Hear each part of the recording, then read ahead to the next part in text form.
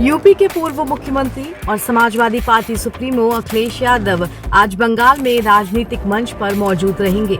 हर साल की तरह इस साल भी 21 जुलाई को धर्मतला में तृणमूल कांग्रेस पार्टी की ओर से शहीद दिवस का आयोजन किया गया है। सोशल मीडिया पर पोस्ट कर तृणमूल नेता कुणाल घोष ने कहा कि सपा सुप्रीमो मंच पर मौजूद रहने वाले हैं। इसके अलावा राज्य की सत्ताधारी पार्टी के सूत्रों के मुताबिक इस दौरान शिवसेना यूबीटी के प्रतिनिधि भी शामिल हो सकते हैं। दरअसल तृणमूल सुप्रीमो ममता बनर्जी के रिश्ते अखिलेश यादव से हमेशा ही अच्छे रहे हैं। उन्होंने उत्तर प्रदेश में विधानसभा चुनाव के दौरान अखिलेश यादव के लिए प्रचार भी किया था।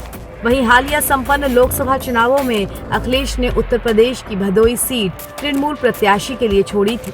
सूत्रों के मुताबिक अखिलेश ने खुद ममता को फोन कर शहीद दिवस रैली में शामिल होने की इच्छा जताई थी। अखिलेश मंच से INDIA अलायंस के लिए कोई बड़ा संदेश जारी कर सकते हैं।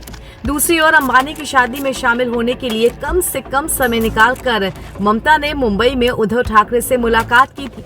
अब 21 जुलाई को मंच पर अखिलेश और उद्धव के प्रतिनिधियों की मौजूदगी राजनीतिक लिहाज से काफी अहम मानी जा रही है। लोकसभा चुनाव के नतीजे घोषित होने के बाद इंडिया गठबंधन की दिल्ली में बैठक हुई। अभिषेक बैनर्जी वहां मौजूद थे। उसी वक्त उनकी मुलाकात अखिलेश यादव से हुई। लोकसभा चुनाव में NDA 400 सीटों का लक्ष्य लेकर चला था, लेकिन 293 सीटें ही जीत सका। बीजेपी को अकेले बहुमत नहीं मिला। लोकसभा चुनाव के बाद देश के अलग अलग राज्यों में हुए उपचुनाव में भी बीजेपी को झटका लगा। तो कुल मिलाकर 21 जुलाई को मंच पर अखिलेश की मौजूदगी देश के राजनीतिक लिहाज से काफी अहम मानी जा रही है। गौर करने वाली बात यह है कि 21 जुलाई को ममता बनर्जी मंच से क्या संदेश देने वाली है।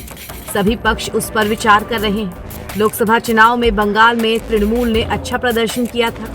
राज्य में सत्तारूढ़ पार्टी ने 42 में से 29 सीटों पर जीत हासिल की थी। बीजेपी की सीटों की संख्या घटकर 12 रह गई और कांग्रेस ने सिर्फ 1 सीट जीती।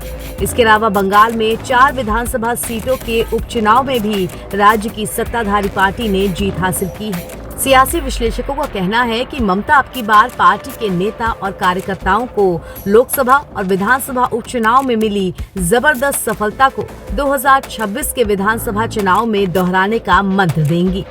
राष्ट्रीय राजनीति को लेकर उनके रुख पर भी सबकी नजरें गड़ी हुई हैं।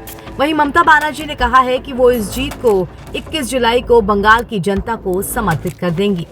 अब लोकसभा चुनाव में बंगाल में अकेले लड़ने का फैसला करने के बावजूद तृणमूल अभी तक राष्ट्रीय स्तर पर इंडियन अलायंस के साथ है।